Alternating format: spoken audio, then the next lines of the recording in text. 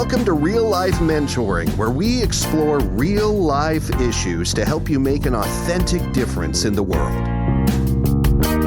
Hi, it's Chris and Christina. Today we're going to be talking about the 6 areas. Today we're going to focus in on the mental aspect of who we are. What are the 6 areas, Chris? Why do we refer to these? They are spiritual, physical, mental, relational, and professional, or you could say / educational, depending on where you are in that part of your journey. But when we talk about mentoring, we care about the whole person, so it's holistic, and we care about this because each of these areas, we call them components of a person, they have an impact on the others. So an example would be, I physically get sick, I can't go to work, so therefore it affects my work. But there's times when I'm sick physically, and I find myself mentally struggling because I'm physically sick. They just impact one another. That's just how it is. That's right. So we're continuing this series. Today we're going to break this up into 2 parts. Today's part 1. Next week, pick up with part 2. But we want to talk about some general areas with mental health that are worth noting. So according to Johns Hopkins, an estimated 26% of Americans, that's ages 18 and older, about 1 in 4 adults, suffer from a diagnosable mental disorder within a given year. And these statistics are for 2021. Then it goes on to say, and I'm just going to read this, many people suffer from more than one mental disorder at a given time. In particular, depressive illnesses tend to co-occur with substance use and anxiety disorders. There is a lot more that we could jump into. For more information about mental health, look at this hopkinsmedicine.org. But after 30 plus years combined, it's more than that, of working with people, of mentoring others, walking alongside of them, we have really come into some situations, and we have examples of ourselves, of situations where what you're dealing with in your mental part of yourself really can take over. It affects the others. And so we thought we would go through some past experiences of how examples that really highlight what it looks like when somebody's struggling mentally. And then we're going to give a few examples from ourselves. So time and time again, I think we both would say that there are mother and father issues that keep people stuck in their mental. So what does that look like? Well, as struggling with things from your childhood that were hurtful, it could be verbal, sexual, physical abuse, could be neglect, could be any number of things, and on a range from, horrific to not horrific. But any of those mother-father issues, I think for me personally, I think that's a number one issue that when I'm sitting across the table from a young woman, that really affects her mental, what she did or did not get from a mom and or a dad really affects. For women, I'll speak to self-image. That is a thing that women get stuck. We get stuck in our brain, in our minds. And it really keeps us from experiencing freedom. It could be that moment we walk into a room and we assess, okay, who's the prettiest one in the room? It's not me. And then that keeps us from engaging or being our true, authentic selves, to just feeling so poorly about ourselves. It goes into other, maybe addictive behavior or other issues. That past abuse, maybe. This is another area that when it is left alone in the mind and goes untreated, it causes real problems. Chris, you want to pick up with some other things that you've seen in working with people? Yes, one is having a mindset that I'm actually alone in this world, and I'm never able to have deep conversations with others. That sounds maybe ridiculous to some people hearing this, but I believe a lot of people go through life with a mindset, I feel like I'm alone, and I don't have another person to deeply connect with. Believing you're an underdog, I've seen that in my own extended family over the years, meaning I'm less than others, I'm never quite good enough, and that actually will manifest itself in how I present myself to other people, like in a job interview, in a social gathering, in many areas. Another one would be being so skewed or distorted. My mental being, let me clarify, could be so skewed or distorted that a narcissistic relationship could be seen as normal. Yeah. I remember years ago, we were in a working environment where we had a supervisor, and he was not diagnosed that I know of, but chances are he was a narcissist, just based on a counselor who we'd given her information because we were seeking help for this. And I remember... Not for narcissism, but for the abuse. The abuse. Let me clarify. Yeah, let's clarify. But I remember walking away from numerous meetings, rationalizing in my mind, he didn't mean that, or this is going to be okay, and it's okay that he said or didn't say that, or it's okay that he treated us that way. I began to rationalize, which is actually a distorted perspective of reality. Christina, let me clarify something that we should have said earlier, but it's okay right now. Yeah. That we're not here to diagnose anyone or to act as a professional counselor. We can make recommendations, but we're talking about the mental aspect of who we are as people and some challenges and difficulties and struggles we can have in that area. Yeah, that's a good place to insert this big pause. That one thing that we always say in our training when we're working with people who want to give their lives away through one-on-one mentoring is when you're in over your head, refer to professional counselors. At the end of this segment, we're going to give you some great resources, but we are not equipped as professional counselors. Chances are you are not either. And that's okay. You're right. Not, Nobody's asking you to. That doesn't mean to be on your shoulders. But what we can do and what we want to do as a mentor is to help you engage people in a trusted relationship where conversations can be had, where people can open up and say, can I share with you what's going on in my mind? Right. And because it's really messing with me. And what we have found is unless somebody is really dealing with a diagnosable mental illness, we all have daily things that get us depressed or cause anxiety, things that we're struggling with. And as a mentor, we want to give you some tools to how to tap into asking some effective questions, giving you some tools without needing to be a professional counselor. But again, if you get in over your head, refer. Now let's go back.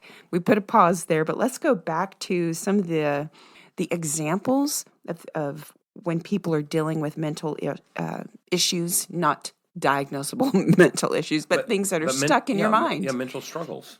Chris, by the way, we all have them at times. Yeah. Chris, why don't you share with us, as we were thinking about this list, you said, oh, yeah, I remember dealing with the fear of loss. Unpack that. What did that look like as a mental struggle for you? Let me first say that unless I verbalize what's going on mentally, some other people around me who may know me well, like my wife or children, they may realize that something's off or I'm struggling in some way, but most people would not. Mm-hmm. And it's not wearing a mask or having a facade. It's like I'm trying to live life. I'm in the middle of it, but there's these mental struggles or challenges or fears are going on inside my head. Right. So this is over 20 years ago. I was in my late 30s, I believe, and I knew God showed me. He says, Chris Elledge, in such love and compassion, God showed me this. You have been living under a fear of loss your whole life. It was handed to you early on. You did not ask for it. It was just given to you in the circumstances of the family you were raised in.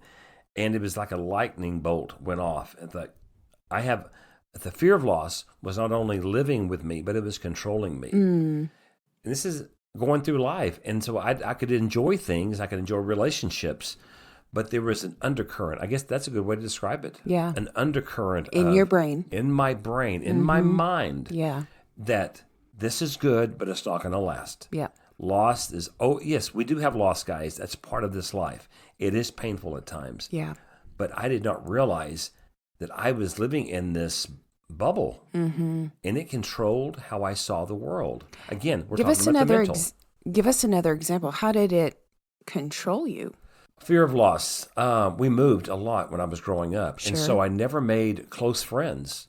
And so when I would meet someone, I may want to desire a good friendship with them, but I limited how much I would say, how much I would engage. Because they might be gone. Because they're going to be gone at some point. Gotcha. I didn't date much at all because I felt a fear of rejection at times. Again, whatever's good today, I will lose. So it was, again, guys, I want you to understand, I didn't realize I was living under this. Right. Yeah. I was blinded to it. Mm-hmm. It was truly like covering over my eyes, if you want to say it that way. I did Right. not realize I was living under this in a mental state of fear of loss and how it affected my daily life. Right. And so that's what we're saying. Did you have a mental diagnosis? No, you were struggling with something that was really keeping you from thriving. It was creating imbalance in your life. Now, could a professional counselor have helped me? Yes. Sure. Based on some of the trauma that I went through, that my siblings and I went through, yes, we should have had professional counselors. But at the same time, guys, I am a pretty healthy person, have been for years. But again, we continue to learn if we're open to it. Wow, I did not realize I saw the world this way. I didn't realize I thought about people and situations this way. It was in my head, a lot of it. A couple of things that I've struggled with. Of course, I had a mental illness. I was, what do you call it? Labeled? When the doctor says you Anxiety? Yeah, anxiety. But what is that called? Diagnosed. Duh. Diagnosis, okay. I was diagnosed with anxiety when I was in my early 30s. So yes, I did have a mental diagnosis. However, after really gaining some fabulous tools through the help of professional counsel, through the help of a medication, there are still times when I get anxious and I know it's not my past mental illness diagnosis. I know that it's anxiety over waking up in the middle of the night and thinking about our grown children, or waking up in the middle of the night with this gnawing feeling of, okay, one of my girls is struggling and right? And so what I have found is I have a tribe of women that when we're together, I can say, okay, I just keep having anxious thoughts about this. Help me. I need to get it out of my head. And just talking about it is so, so beneficial. So we've given you some examples of what we've experienced in the past with ourselves, obviously with people we've walked alongside, but we're going to dive into now some maybe specific things that you've not thought about, things that you can ask yourself if you're a mentor, things to talk about with a mentee. But what falls under the category of a person's mental component? Well, obviously it's their thoughts, but have you considered it could be their imaginations? Scenarios that they invent in their mind of, if this happens, then that happens, then that happens, right? Okay, I've not thought about that. Yeah, they're chasing these, the Bible calls it vain imaginations. None of it's happened, but they're creating imaginations. Dreaming about the future. Now, that can be a positive thing, right? Right. But if you're always dreaming about the future and it's stunting you from being present, could be a problem. Fantasy life. Yeah, do we need to say anything more on that? If fantasizing about your future, Or another person. it could lead situation. into a sexual thing that's unhealthy. Any sort of fantasy that you're escaping to, that falls into the mental. Retreating. Yeah, I retreat into my brain. Okay, some of that is good. Sometimes we just need some downtime. But if it's happening too often, or zoning out, anticipation of the future could be a good thing. If you're anticipating your wedding day or the arrival of a new baby and you're imagining what it's going to be like, that could be good. What about memories, good and bad memories?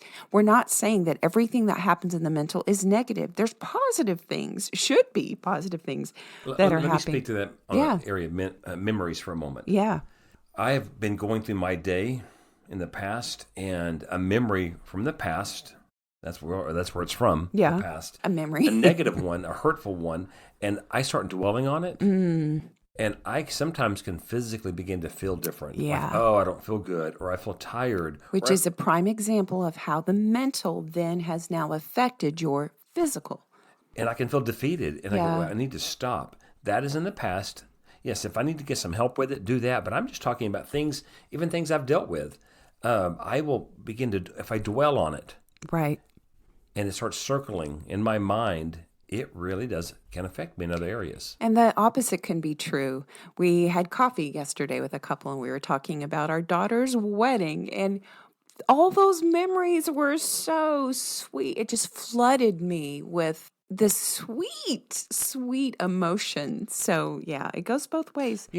Christina, I thought about one of the things you guys as our family know that I love to do when it's someone's birthday in our family, immediate family. Yeah. I want to share, want everyone to sit around the table say, let's share a memory about the birthday person. Right.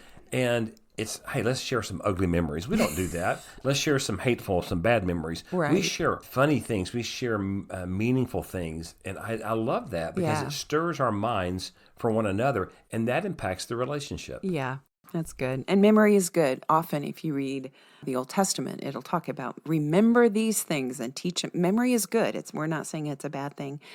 Let's talk about the role of social media, how it affects our mental. Obviously, comparison. I don't measure up. I don't have what they have.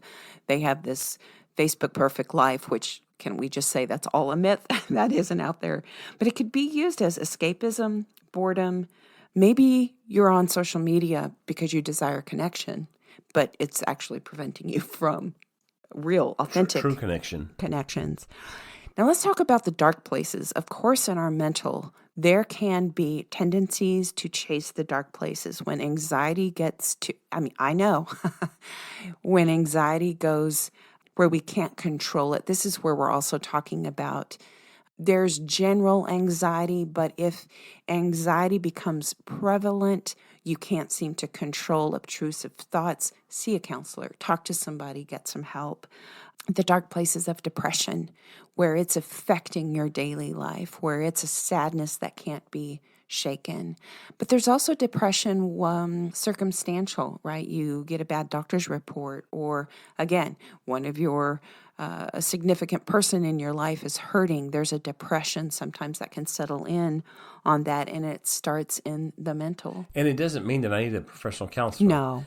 I've been depressed before, and maybe I needed a good nap. Maybe I need a good conversation with you or one of our girls or a mentor. So I can be depressed and not be in a dark place. Right. There's that dark place of hopelessness. I remember specifically my health had deteriorated. We're in a work situation that was, it was horrific. We were living abroad, and I remember feeling hopeless. And that's the worst feeling. It was really a dark place, and I had to fight. In fact, let me just preface, in part 2, we're going to talk about how do you renew your mind. Since we're talking about the mental, and we unapologetically talk about we have a biblical worldview, we're going to look at what the Bible says about renewing our mind when we're anxious, depressed, hopeless. All these things that we've talked about, it all begins in the mind. We're going to give some specific tools. And Christina, I do want to share as well, there have been times in our marriage, and we've been married over 30 years, that there's been times when my mental was not so good. But yours was. Yeah. And talking with you through some of it helped pull me out of it. Yeah. And vice versa. Or depress me. No, I'm just kidding. Well, it could. I mean, there's been times I would hold back because I knew mentally you couldn't handle it. Sure. So that's where I need to talk to a mentor or someone else. That's the point. Talk these things guys, out in your mind. Especially men, we tend to hold it in our head so much. It's like an overstuffed file cabinet that's about to explode. You need a man in your life to talk some things through. There's no shame in that. Well, and there's just a principle. It's a scriptural principle about when things are exposed to the light, then they're exposed. And a lot, maybe not most, but a lot of the power can be taken away. I know as a young woman, I would have these thoughts, and I would just keep them in my head. And when I had the courage to tell somebody, I've been thinking about this, and they would go, oh, really? Yeah, I think that all the time. What? It took I think I'm the only one who thinks about these things. It takes the power out. Can we just say everyone struggles mentally at times. Everyone That's struggles. how it is being human on this earth. That's just part of it. So if you could determine that right now. Right. Other people struggle as well. Yep. And it helps so much just to open our mouths and talk with a trusted person. That's part of what this is about. Well, we could have hours and hours and hours of discussion about the challenges, but do we often think about or talk with our mentee the positive mental health? I have a young woman in my life that I have seen so much progress in her mental health. There was a situation she let me know about that at a family gathering where typically she would start spiraling down into a deep hole. She was able to recognize, ooh, I need to put the brakes on this. And she was able to snap out of it. It's important to talk about the positive mental health things. Being able to express when you're struggling, man, is that a good step toward positive mental health. And affirm a mentee when they say, hey, I've really been struggling with this. Oh, my word. Affirm that. That's positive. Have you ever thought about the ability to dream and hope for the future is actually a good mental exercise? That's exercising good mental health. One of the things we have done over the years in taking a date is that we've talked about what's something you're encouraged about, what's something you're hopeful for, what's maybe a dream you have. And that has helped me so much. It seems so simple, but it's really meant a lot. Positive mental health, the benefits, I mean, gosh, we could go on and on, but I find for myself, I'm more creative when there's something, especially if there's been something that taunted me in my head and I was able to get it out. It's like it was clogging my creativity or my energy or my ability to be present in the moment. It took the focus off myself, my problem that kept, like a hamster wheel in my mind, turning. It unplugged that by being able to talk to somebody about that. When I've been able to open up and get things out of my head, I have found that my creativity increases. Yeah. Which that's where it begins. Right. So the mental affects other areas as well, as we talked about. So we've kind of touched on those, but... Yeah. But our mental can strengthen or weaken our relationships. For sure. It just does. And if you're married, if you have children, you realize that firsthand. Sure. Mental helps us to be productive or non-productive on the job. Yeah. There's been times, you go into the office and you go, man, I feel like I've run circles today because I haven't got anything accomplished. Right. But mentally, I was not doing well. Right. What else should I share on that, Christina? I think mentally, whatever's in our mind eventually comes out in emotions, which then impacts relationships, right? So it may start with a mental thing, but it's going to most likely come out in an emotion. I'm frustrated, I'm angry, I'm rude, whatever, which is then going to impact my relationship. I do want to speak about this next one, how the mental can either motivate or stagnate our physical health. Yeah. I have been maybe feeling depressed or discouraged or whatever, but I know I want to go to the gym or need to. And I take care of myself. I go to the gym regularly, but there's those times I don't mentally have the motivation and energy to do it. But the times that I've made myself go, push through the mental, all right? I'm not suggesting push through the mental. I'm saying talk about your mental. Right. Sometimes I just need to go by myself, go to the gym, and I start working out physically. It stirs the chemicals, and it's amazing how my mind is clearer and I'm more encouraged when I leave the gym that day. Sure, exactly. It truly can happen. Yeah. And then obviously we know how the mental will impact our spirit. And as we were kind of tossing back, how does it really affect you as a spiritual person, as one of the 6 components?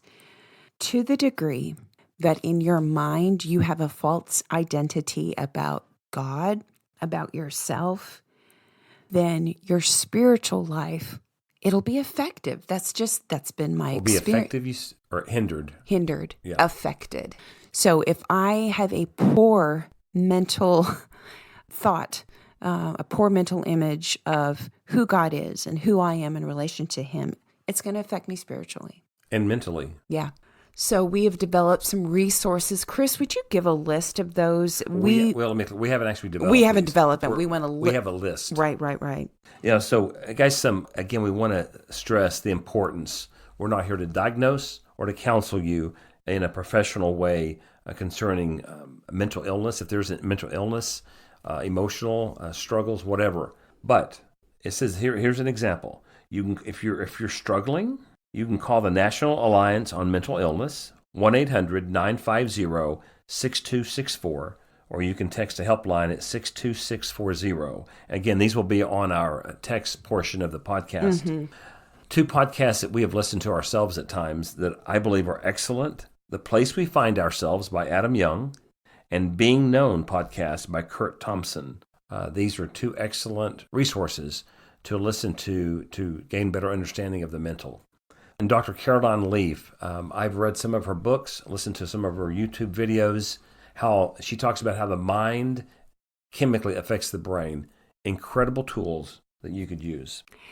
Well, we are going to have a part 2, and in part 2, we're going to go back to addressing the mental. We're going to give you some specific tools of how to renew your mind. We're going to role play about how would you bring up the topic about how someone is doing mentally. So thank you for listening. We are so grateful. And if you wouldn't mind subscribing to our podcast, leave a review and a rating and share it with a friend. So you can follow us on social media. If you feel like giving a donation, go to FahrenheitMentoring.org, click on the podcast tab, and there is instructions left for you. So as always, you, the listener, thank you for listening to Real Life Mentoring Podcast.